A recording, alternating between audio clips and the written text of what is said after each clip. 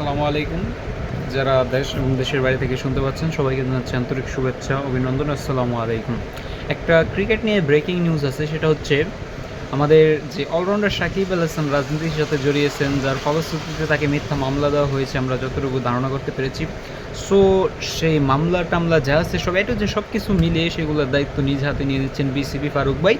তো সাকিব ভারত সফরেও যাচ্ছে, দুটো টেস্ট 3টা টি-20 খেলার জন্য। তো সাকিব ওই ম্যাচগুলো তো অ্যাভেলেবেল থাকবে। তো সাকিবের জন্য রইল শুভকামনা। আরেকটা নিউজ হচ্ছে আগামী শুক্রবার বাংলাদেশ বনাম পাকিস্তানের দ্বিতীয় টেস্টটি শুরু হতে যাচ্ছে। সেখানে যতটা থাকে, মানে যেই প্রথম ম্যাচের যে পিচ নিয়ে একটা ছিল পাকিস্তানের, শুধু পাকিস্তানের, বাংলাদেশের বলবো না, কারণ এখানে বাংলাদেশের বাংলাদেশের মাঝে কোনো প্যাচ ছিল না। তারা হেরেছে পাকিস্তানের জন্য, তারা বলছে যে পিচে কত একটা সমস্যা ছিল, পিচ তাদের মন মতো হয়নি। সো সেকেন্ড ম্যাচে হয়তো আমরা আব্রাহাম খানকে দেখতে পারি, যে স্পেশালিস্ট স্পিনার। তাছাড়াও পিচের মধ্যে বিগ একটা পরিবর্তন দেখতে পারবো আমরা। সেই পিচটা কি, আপনার পিচের মধ্যে প্রচুর ঘাস থাকবে এবং সেটার মধ্যে 100 থেকে 100% থেকে প্রায় 85%-এর মতো পেসার মানে পাবে, সুযোগ ভালো করতে পারবে, সুইং পাবে, বাউন্স থাকবে।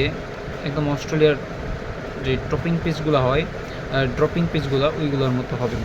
সো আশা করি ভালো একটা ম্যাচ উপভোগ করতে পারবো। আর পাকিস্তানের একটা সিক্রেট বিষয় আছে যে পাকিস্তানের প্লেয়ারদের মধ্যে কিন্তু অনেকটা কী বলে ঢল হয়ে গেছে ভিতরে। ড্রেসিং রুমটা তাদের মতো মানে এই একসাথে একের মধ্যে নেই। তারা ড্রেসিং রুমটার মধ্যে 3টা-4টা দল হয়ে গেছে।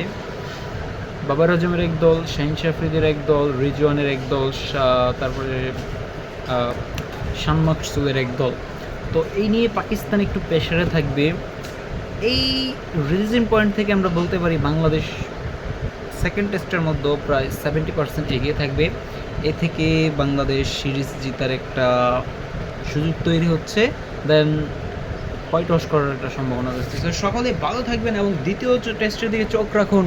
অ্যান্ড আমি সবসময় আপডেট দেওয়ার চেষ্টা করব, সকলে আমার পাশে থাকবেন।